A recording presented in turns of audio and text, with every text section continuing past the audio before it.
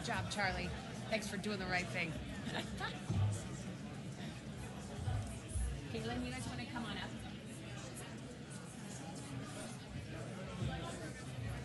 Hi. All right, ladies and gentlemen, please be seated. You know we don't believe in breaks here at the Aspen Security Forum because we have so many great sessions for you. So if you can slowly take your seats, we're now moving from India to something that we've really tried to put more and more emphasis on here at the Security Forum, and that is where new technologies intersect national security and foreign policy. I think we're all seeing how overwhelmed we are by the rapid development of artificial intelligence and other technologies, and how difficult it is for our institutions to keep up, both on the regulatory side, but also how to integrate them effectively into what we're doing in the national security enterprise. So this is something we've really been emphasizing for the last 2 years here at the Security Forum, and we're really trying to build the bridges between the national security enterprise in Washington, D.C., and what's happening out in California, in Boston, and elsewhere in our great innovation centers. And so I'm particularly excited to have representatives here today of kind of the most advanced AI LLM labs, old friends of mine. And we're going to have a fantastic session really discussing the intersection of artificial intelligence, how we use it in the national security space, what we could be doing better, and the dangers that this all faces. So let me introduce you to Charlie Dent, who is the executive director of the Congressional program here at the Aspen Institute, a former member of Congress from Pennsylvania and a dear friend. Tarun Chhabra, who until recently was the deputy assistant to the president and coordinator for technology at the White House, where he had a front row seat on all of this. And he now heads national security policy at Anthropic. And Katrina Mulligan, who's great. She has held senior roles across, I think, defense, intelligence, White House. You've been everywhere. And now leads the national security practice for OpenAI for government. And no one better to lead this conversation than our very own Kaitlan Collins from CNN, who you all know as CNN's chief White House correspondent. Thank you, Kaitlan. Take it away. Thank you so much, and thank you for all being here. I know this is everyone's favorite panel because it's the last one before you get to eat lunch, and we are going to solve all of your questions and answer all of them when it comes to AI and national security. And it's so great to be here. And first, I do want to say thank you to the organizers and everyone who's hosting us here at the Aspen Institute. This is such a fun place to be. This is actually my first time coming to the National Security Forum, and I've really enjoyed hearing from everybody already, and it's such a cool room to be in. So thank you for our host for having us here. We have so many different interesting perspectives here on the stage to talk about this, and I can't wait to hear all of your thoughts about kind of where this intersection of AI and national security stands right now, but also where it's going and where you see it going, and where the biggest gaps are. And so I kind of would love for each of you to just, tell us your one big unanswered question that you have in this moment. I'm sure you have a few, as to where this intersection is and the biggest holes you see and where we're going forward from here. And Katrina, I'd like to start with you. Well, one of the things that's on my mind today, actually right now, maybe during this panel, we're going to be releasing our ChatGPT agent. A lot of people have been talking about this year as being the year of agents, not just at OpenAI, but I think at all of the frontier AI labs. What ChatGPT agent is going to allow you to do is sort of move from thinking about AI as a sort of replacement for search into being more of an operating system for how you actually do your work or the tasks that need doing. So everything from like your ability to have your ChatGPT agent go through your calendar for the day and then run searches and queries on the people that you're meeting with and recent news that they may have been involved with, and then send you a report that's like formatted and ready for you to read in the morning every day. Like that's the kind of thing that's going to be enabled by the agent release that is happening today. And one of the things that I wonder about the year of agents is how is it going to transform the way that people think about what's possible? I think one of the things you'll probably hear from all of us is that adoption of AI in the national security space probably isn't where we want it to be yet. We're getting there. We're starting to see the glimmers of that changing. Thanks in part by a lot of the foundational work that Tarun and Ben and others did that now the current administration is building on top of. But I really think that this question about what's really going to be the tipping point on adoption, I hope that it turns out to be agents, but so far we're not quite there in the national security space. Yeah. Tarun, what about you? Great. Well, I wholeheartedly agree with Katrina that it's important to start with agents because I think we haven't thought enough about how agents might be used in a warfighting context. And so that's something that we need to be working on together as labs with the Defense Department and the broader national security community because I think it's still under-conceptualized, let alone talking about adoption. But I think it's important to put the adoption picture in the broader geostrategic context, which is we are in a competition with China for AI dominance. I wholeheartedly support kind of the approach of the administration to pursue AI dominance. It's absolutely critical for national security. And that has several dimensions. One dimension is the race to the frontier. Who has the most advanced models? The second dimension is diffusion. What AI is being used around the world? Is it our AI or is it China's AI? And obviously we want to win that race.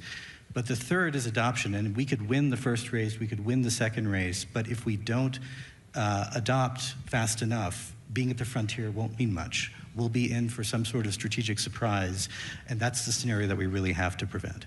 Can I put a two-finger on that? Yeah. Because I think you just hit on a really important point. There was an Edelman study that came out a couple months ago that looked at trust in AI globally. And what it found is that trust in AI in the US, in the UK, and other parts of the Western world is extremely low. It's in like the 30s of percent. And in China and the rest of the developing world, it's in the 70s. And it really underscores, I think, the point that Tarun just made, which is that we could end up in a world in which we win the race to AGI, we win on the technology, we build all the right building blocks. But people are too scared to use it. And they're too scared to use it. That's a really great point. Part of that may be our Congress doesn't necessarily understand it or what to do about it. And I wonder, as a former representative of that body, just your thoughts on what you heard from them. Before I say what Congress will do, I agree about the Chinese threat. We want to maintain our technological leadership and dominance. And I think everybody was taken aback when the Chinese came out with DeepSeek. And that might not be the best technology, but hey, maybe it's good enough. And that frightened a lot of people. And so we, as a country, need to figure out what our objectives and our goals are. Maintaining technological leadership, how do we want this to improve our society, and perhaps most importantly, how do we make sure that this technology aligns with our interests and our values, as opposed to our competitors in China. Now, as it relates to Congress, and I'm going to give a little plug, I brought this up here as a prop. I held a congressional conference on artificial intelligence in May for 4 days, had 22 members of Congress there, and we discussed a lot of these issues. But I think the biggest challenge for the Congress now is how they go about regulating AI. You saw in the recent reconciliation package, the big, beautiful bill, Congressman Jay Overnolte of California had inserted a provision that would have imposed a 10-year moratorium on the states to regulate. And it was removed in the Senate because it didn't comply, I think, with the Byrd rule. But only after the House passed it, and then members complained, and we're like, we're not going to vote on this if the Senate doesn't remove it. Well, I think it did something important, though. It helped prompt a discussion. And 10 years is a long time, but that means Congress knows it needs to do something. But what they need to do and how they need to do it is an open question. I think at some point they might need to do what they did on China with that bipartisan select committee and try to come up with some serious recommendations. If not a select committee, maybe a blue ribbon commission. I mean, after 9/11, we had a blue ribbon commission. Maybe we should do one before there's a disaster and make this commission, industry leaders, people who understand this technology, make serious recommendations to the Congress about how to go about regulating this. And where are you going to house this? We're going to create a new regulatory entity? I don't know. I mean, there are a lot of questions that we don't have answers for right now, and they're starting to develop some expertise in Congress. There's some members, I mentioned Jay Obernolte, California, Ted Lieu, they have technical understandings. I mean, Obernolte, he was on a career track to be a software professor, engineer, and he made money writing software for video games. But that said, there are people like that. Senator Schumer's been very active, Rounds, Blackburn, Hawley, Warner. You got a lot of people interested. And so the question is, how do you channel this? Because right now, the good news is, as members and staff, and we train up our staff, are learning more about this technology, there aren't hard partisan divisions yet. What's the Republican position on AI versus the Democratic position? I don't think there really is one right now. So there's an opportunity to arrive at some consensus fairly early before things get overly political. Well, and I think when it comes to terms of what they can regulate and what that looks like, before you get there, I'm reading this book right now. It's a forthcoming book from Garrett Graff on the building of the nuclear weapon and what that looked like. And it's a step-by-step process. And it's really fascinating to just look at how the federal government didn't really know what these scientists were coming to them and saying that this is a possibility of what they have, but they were trying to stress the need of how important that was. And I think, to your point about the relationship between government and AI companies as they are building these models, you seem to clearly think it's not at the level of where it should be yet in terms of that interconnectedness. I mean, one of the things I would say, and this is no one's fault, it's just the nature of our system, is that one of the most critical years of development of this technology involved a presidential transition. And so you had a whole bunch of people who, we had spent a lot of time sort of, trying to educate, trying to have those kinds of conversations where the labs are coming to senior leaders in government and saying, hey, this is maybe something you need, really critical stuff going on here. And we had, people in the administration who were paying attention to it and being champions for it, but we didn't have, we started to get there, and then we had this period, we had an election, and then there's this period of really 6 months or more where there's a whole bunch of churn that happens and you don't really have the foothold to have those kinds of conversations. We're now back in the place where we can start to have them again, but it's a whole new cast of characters and we have to have these conversations anew. The reality here is that this is the first time in American history that a technology of this consequence is being developed exclusively by the private sector. If you look back at the advent of electricity, the nuclear fusion, CRISPR, any, GPS, those were all moments, the internet, where the government had a seat at the table as that technology was being developed, and they don't right now. And that, I think, I think the government is having a bit of a hard time figuring out how to handle that reality. What I think it looks like, a different way of thinking about public-private partnership. I think, there's no question in my mind that the government needs to be working really closely with frontier AI labs and having the ability to see under the hood what is happening at the frontier, at the leading edge, before those things get released. We're not really there yet. We do that in anecdotal ways, but it's not routinized. It's not contingent on an MOU. It's actually by people like myself and Tarun inside of these companies saying, hey, we're going to have to go talk to the national security community about this. And I think, we're going to need to build some reps and sets and mature that if, as this technology gets more capable. Well, and Tarun, when you look at that, I mean, to speak of that 6-month period, obviously, there's a presidential transition. That is how our democracy works. I think we can all understand why we respect and appreciate that. But China's not having that moment. Other nations aren't having that are interested in developing this technology or already doing so in terms of how that works for them. So I wonder how the United States handles something like that. Well, this is where I think Charlie's absolutely right, and credit to him for the Congressional institute that he runs to try to build bipartisan consensus around issues like this, and I think we actually can. So if I think about where is there strong bipartisan agreement, one, to build critical AI infrastructure in the United States. What's that we're going to require? More energy and reform on power and permitting issues. China brought on around 400 gigawatts of power last year. We brought on around 56. By 2028, we're going to need another 50 gigawatts just for AI uses, we think. So that's an area where the president was just in Pennsylvania talking about this Tuesday.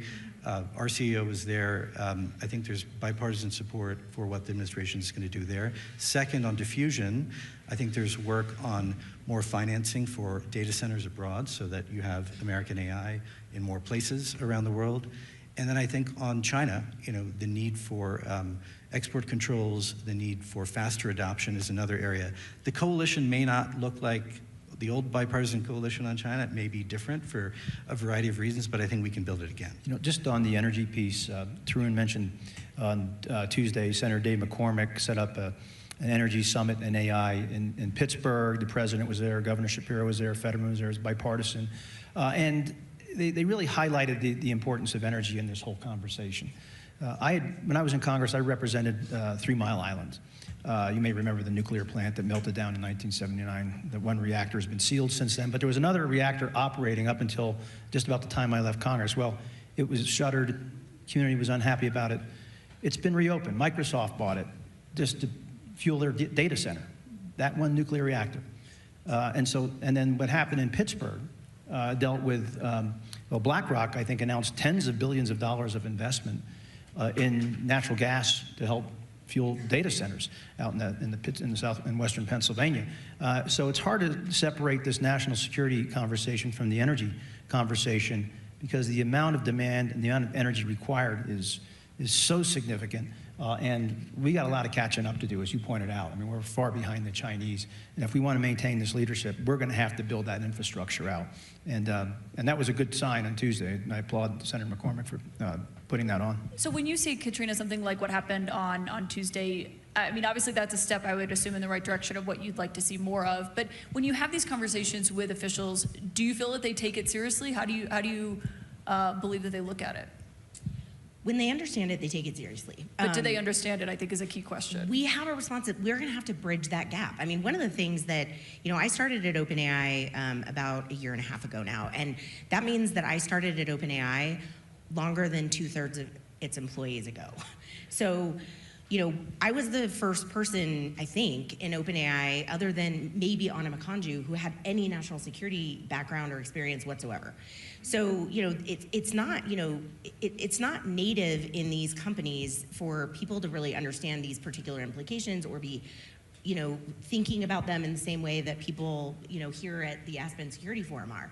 So, we've spent a lot of time really thinking about how do we up-level the understanding. Here, one thing I noticed, because I talk to people about AI all day, every day, one shift I've seen in the 1.5 years that I've been doing this is a real shift away from being a bit in a defensive crouch and talking about risk all the time, which is pretty much all we did, 1.5 years ago, to now, even in this panel, like really talking about what happens if we don't get the opportunity side right. So I have seen a shift in this time frame between those two worlds, and I think we're getting closer to the right balance there. But some of it is also in demonstrating the capabilities. We have had to think really creatively about how we create the right demos to show people, like, listen, this is what it means for you that this technology has now had this massive capability jump. And, for us, that has looked like showing what it could mean from a, drone development capacity. It's meant showing its ability to do GeoInt at a level that is really sophisticated already. It's some of it is also helping people understand the more mundane applications that can really be useful for toil reduction and changing, what it looks like to be a cybersecurity expert in government, like by removing some of the parts of the job that are really just not that fun to do and can be automated. So I think there's a lot of educating that we still have to do.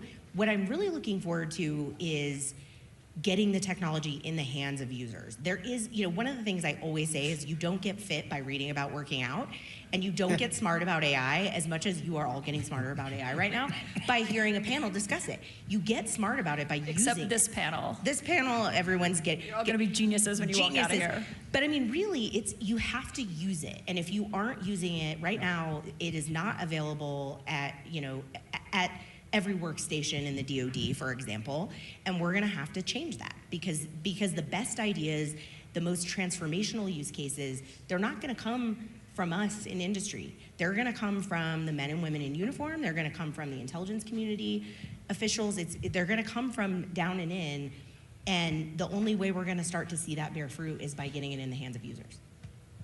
Tarun, I mean, what does that look like in terms of, I mean, we talked about the public trust and what it looks like in the United States for AI capabilities and people just using it in their daily basis, which I have noticed, though, in the last 6 months, just people in my regular life use AI way more on a day-to-day basis. I mean, the hair and makeup people at CNN talk about this, how they use it.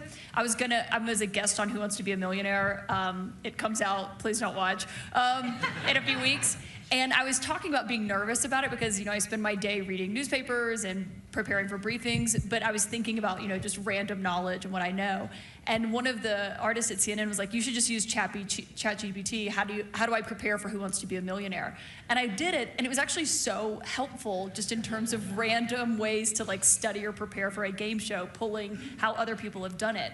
But I think, convincing people that at work, this is going to make your life easier or more efficient. How do you make that case? Yeah, look, I think it's a great example, and it goes to Katrina's point. You just have to get the technology in people's hands to use it. So we see what is driving adoption rapidly. It's when a combatant commander has started using it and then says, everyone here is going to be using this, and I want to see it being used for the following mission sets. I want to see it being used in an exercise and so on and so forth. There is a dilemma, though, which is we have to do that, get it into the hands of users.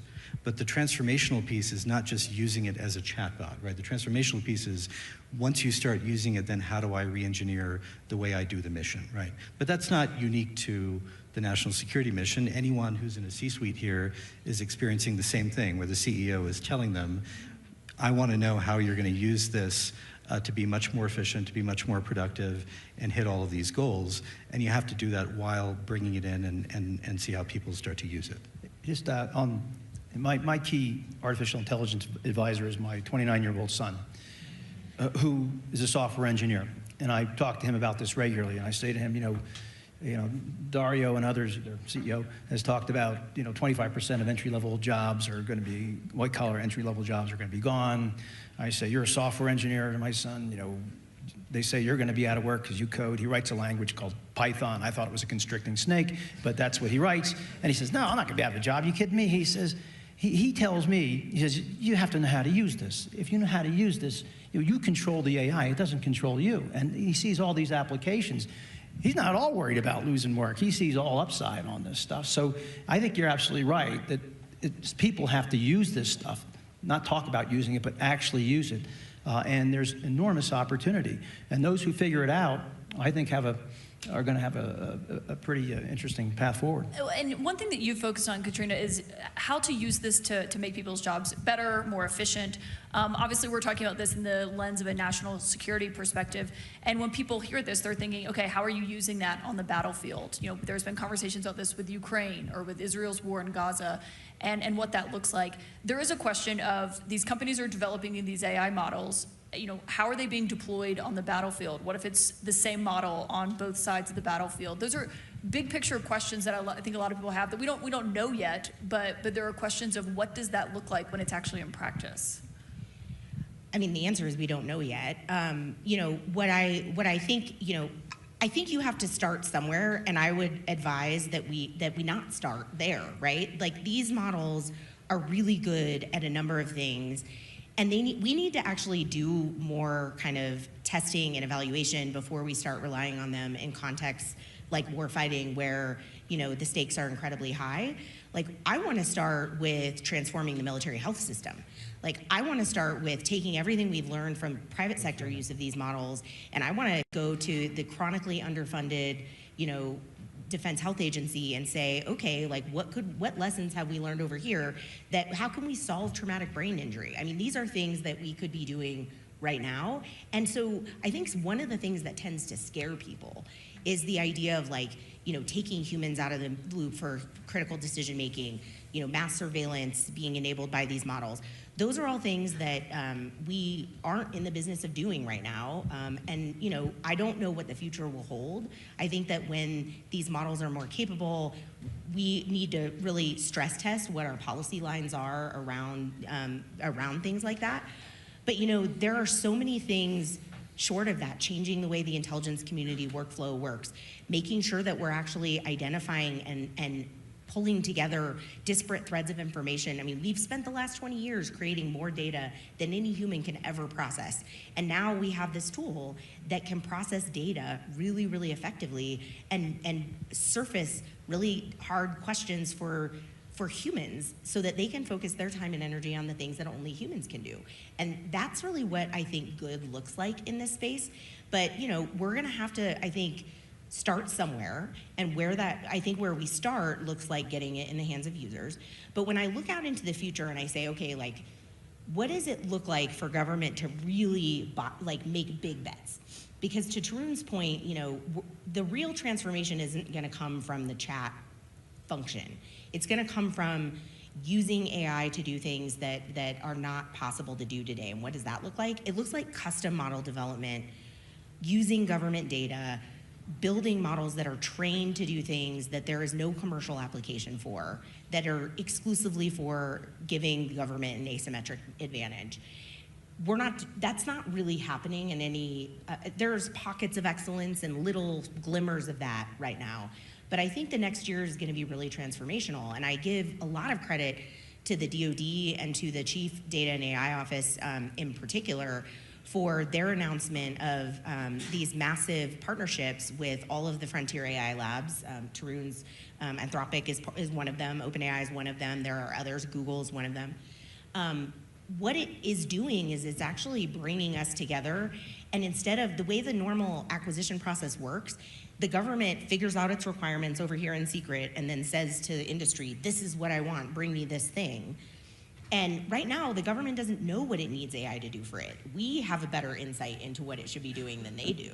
And what they've done with these contracts is they've said, we don't actually know. Can we just spend some time with you figuring out what we should be doing? And it's a different model, and I give them a lot of credit for really, you know, this is doing anything differently than you've always done it in the Pentagon is always hard. So the fact that they've been able to do this is I think, something to celebrate. But I really think that by bringing all of the frontier labs to the table, the Defense Department is going to get something bigger than the sum of its parts.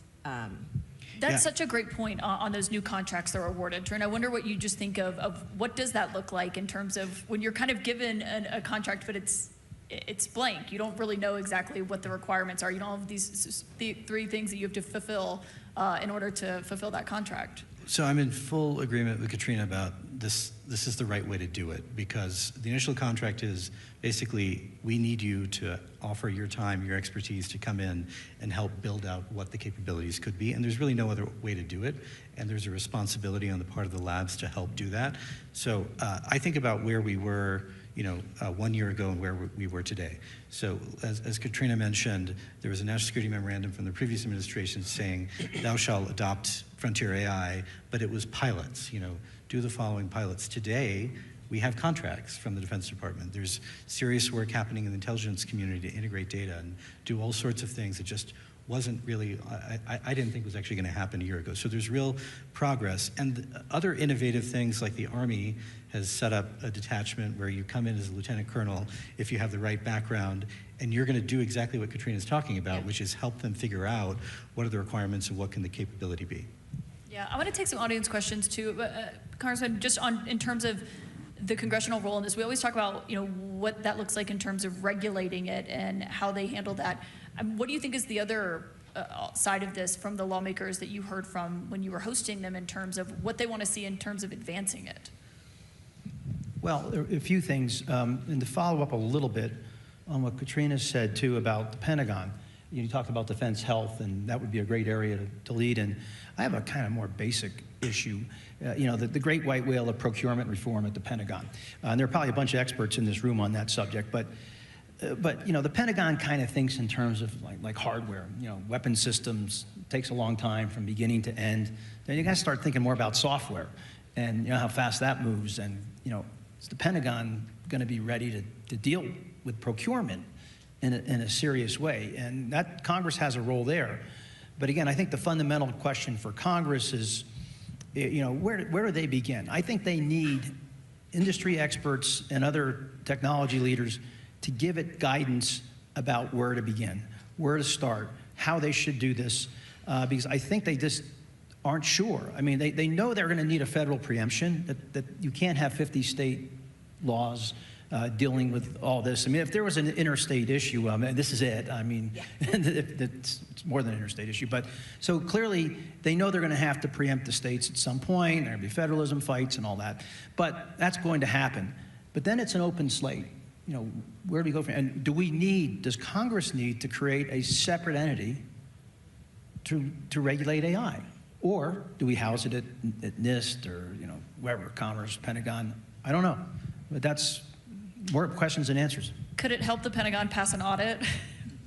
1,000% yes. It absolutely can help the Pentagon pass an audit. You know, I would be surprised if every single one of the AI companies didn't have that on their list of use cases to talk about through the CDAO contracts that we all just got.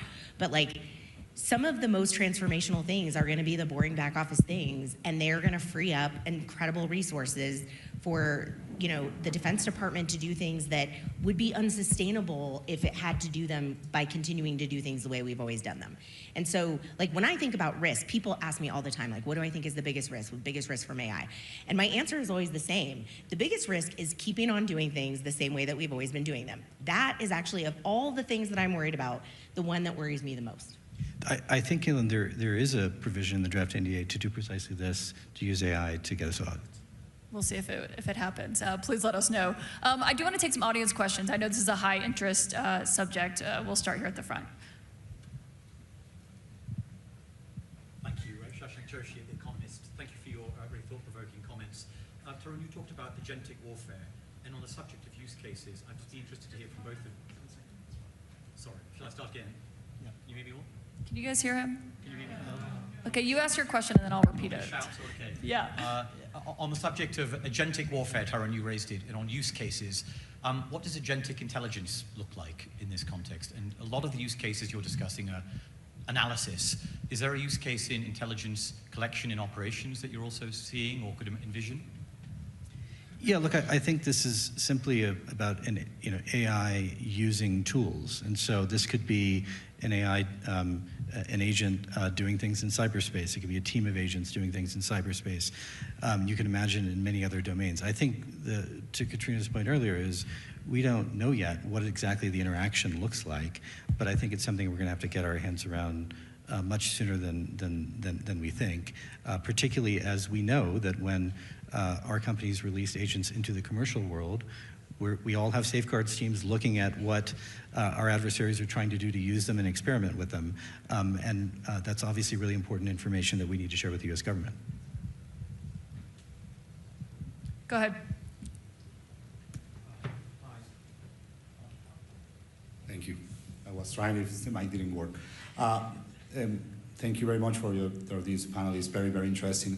I was wondering, how do you see the investment and the growth of AI in developing countries, such as in nations in Africa, Latin America, and I like what you said on putting technology in the hands of the people, how you see that on developing countries. Thank you so much.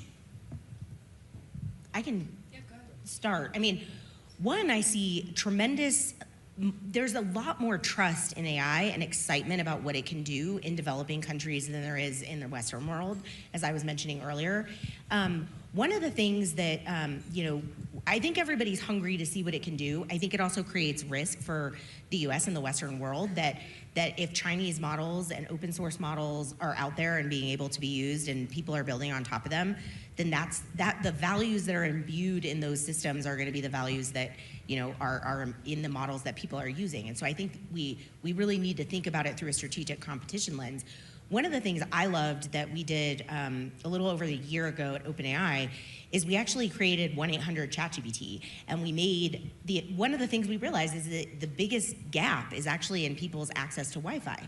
So if you don't have Wi-Fi, you're going to have a hard time using our tools and technology in the way that you can. So 1-800-ChatGPT gave you the ability to call and have conversations over the phone using our voice mode rather than having to have Wi-Fi. You could just, if you had a phone line, you had access, and that opened the aperture tremendously. And it's something that I think made, we found a lot of people using the technology for advice on health and like reproductive health and all of these, we found really incredible use cases in the developing world that were made possible because, we figured out how to bring it to where people are. That's so interesting. Okay, go ahead. Yes. Hello, thank you for being here. My name is Victoria. I'm part of this year's Rising Leaders class. And my question is, how do you see this technology shaping younger generations, particularly Generation Alpha? They're not only going to be digital nomads, but AI nomads. We've seen, natives. We've seen critical thinking skills of children go down with the use of AI. We've seen those cases of, a child attempting against his own life because of the conversations he's been having with a chatbot.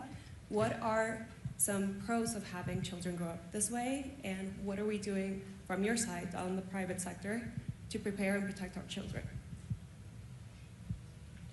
This goes way beyond my expertise, but I'll say I think it raises a broader point, which is what is the responsibility of companies operating at the frontier when we know our technology is going to have transformative impacts on jobs, on education, on healthcare, on national security.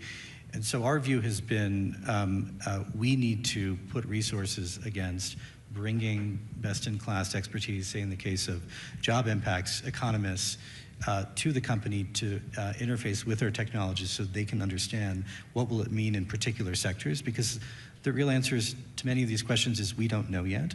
And in many cases, people who study these areas don't know the technology well enough, and they wouldn't, it's not clear how they would. So that's something that we all, I think, have to do as frontier companies, and we need to bring all of these discussions out into the open. I think sometimes there are closed-door discussions, in C-suites or conferences where people are talking about what the job impacts should or might be, but we don't talk about them openly. I think it needs to be much more transparent. Yeah, and it is a question. Go ahead. But there's also a role, there's a question about what is the responsibility of these companies, and I think that's one that we take pretty seriously, and I know other AI companies do as well. But there's also a bigger question, which is what is the role of the government and of society to think about this too? The best analogy that I have for what this moment is and what to compare it to is the advent of electricity. And I think that the makers of electricity had to contend with some of it, but they had government partnership to help them figure out how to safely, we don't even think about the fact that we're sitting a few feet away from an electrical outlet that could, in theory, kill us at any moment of the day, because we've figured out how to make it safe enough for people to use, and to use in ways that are productive, and help us in society. We're gonna have to do the same thing with AI, the same technology that is going to enable all of the incredible things that we've talked about on the stage will undoubtedly enable some things that we don't want. And figuring out how to do that is kind of a whole of society responsibility. And remember when Edison had the discoveries on electricity, many people at that time thought it was too dangerous of a technology for common people to use. I'm not going to bring this back to Who Wants to Be a Millionaire, but there was a question when I was studying that was, who was the first president who lived in the White House with electricity but was too scared to actually flip the light switches himself? William Henry Harrison. It was $1 million question in case anyone's curious. Go ahead in the back. Yeah. All of you. Yeah, don't worry, we'll get to you. We have 6 minutes. Thanks very much. Emma Belcher, President of Ploughshares Nuclear Weapons Threat Reduction Organisation. Katrina, I was thrilled to hear you say use caution when thinking about the battlefield. And I wanted to get your reaction to studies that we've seen recently that have shown that increasingly wargaming that relies on AI is resulting in escalation that leads to nuclear use disproportionately. This to me suggests that maybe there's some bias in the data and the algorithms, which potentially has pretty damaging implications. So I'm just wondering if you could comment on that case. Well, I can tell you, we actually did a war game. We hosted a war game here at the Aspen Security Forum prior to the start of the regular program. It didn't lead to that outcome. So I'm not familiar with the studies that you're citing, but here's what I will tell you that I am excited about, and I think, knowing your background, that you will be interested in this as well. One of the partnerships, our first partnership with the federal government actually was with the U.S. National Labs. And we have decided to deploy our model weights. We have deployed them for the first time ever outside of our own infrastructure inside a U.S. government secure classified supercomputer. And what it is enabling us to do is to really help advance the frontier of science in a way that allows us to do increasingly complicated math and scientific discovery that are essential to underpinning our commitment to no nuclear testing. Because every year, the NNSA has to certify the viability of the nuclear stockpile, and every year doing that gets harder and harder and harder. And I am really excited about the possibility that we are actually going to facilitate maintaining U.S. policy on this for a longer time period than we ever would have without this technology. And I think that would be an amazing outcome of the use of this technology for national security. Go ahead. Thank you to the panel. Great discussion. I was hoping you could comment on access to talent, even in the context of national security. It occurs to me, and I think anybody observing, that so many of the top AI researchers are foreign-born, and we also see a number of changes to student visa programs, access to grants, funding, and such that might be making the United States less hospitable location for drawing in the world's talent. Well, it's already happening. I've been talking to academic leaders who've been telling me that that some of their top talent is being courted heavily by Europe right now. And I think this country, and I think policymakers, if they're listening, that they need to continue to make major investments in basic research. We have to, because our competitors, especially the Chinese, are making those investments, as are our friends in Europe. They're doing the same thing. And we are really at risk of a brain drain. I mean, that's been our advantage. The talent's always come here, and I think that's been a big part of our technological edge in so many areas, from medical research to quantum computing to you name it. We've been the leaders. But it's a real threat. It's a problem. And I think the Congress is going to have to step up and reassert itself on that very issue where it's been so strong for a very long time. Yeah, look, the competition in AI boils down to chips, talent, and energy. And in all three, we ought to be maxing out everything we can do. That's how you get to AI dominance. Well, and when you are in this book about the development of the nuclear weapon, I mean, you realize how many of these scientists were driven to the United States by the war in Europe.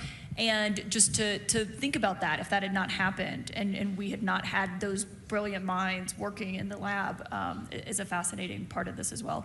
I think we have time for maybe one more question. Hi, my name is Shannon. I'm with the Rising Leaders, and I'm a public diplomacy practitioner in Denver. And so, Katrina, what you were saying about the values instilled in certain large language models, depending on where they're coming from, reminds me of some conversations that I've had with some of my international exchange participants about, so my broader question is, who decides what the values are that are instilled in the large language models that we're working with, especially coming from the private sector? I'm sure many of us have seen some of the challenges that Grok has had. And so who makes those decisions? Who's controlling those buttons? So right now, it's the AI companies themselves, and there isn't any real regulation or oversight of how we do that. The way that we do it at OpenAI, we have a model policy team that develops something that we call the model spec. And if you guys are interested in this question, which I think is a super important question, you should pull out your phone and pull up the model spec, because what we did, and now other companies have done as well, is we published it. We actually wrote down what we taught the model and why, and how we taught it to, what values we instilled, and then we made that transparently available to everybody. Now, I don't think people haven't, we did that because we think that we should have a debate as a society about what values, if we made certain decisions and trade-offs in doing that. You may not agree with all of them. We should have that discussion. We should have that debate as a society. The AI companies do it all a little bit differently. some of them a lot differently. And, you know, I think in the end, what is different between, you know, building on top of American AI versus building on top of Chinese AI is that we're being transparent about the values we're instilling in the model, and they are not.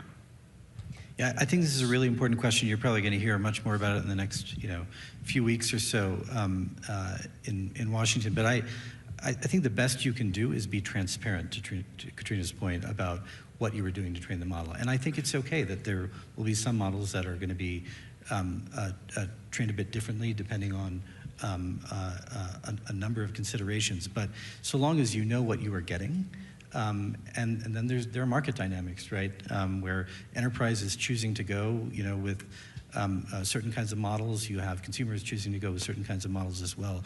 But I think the key things are we being as transparent as possible about how we're doing this.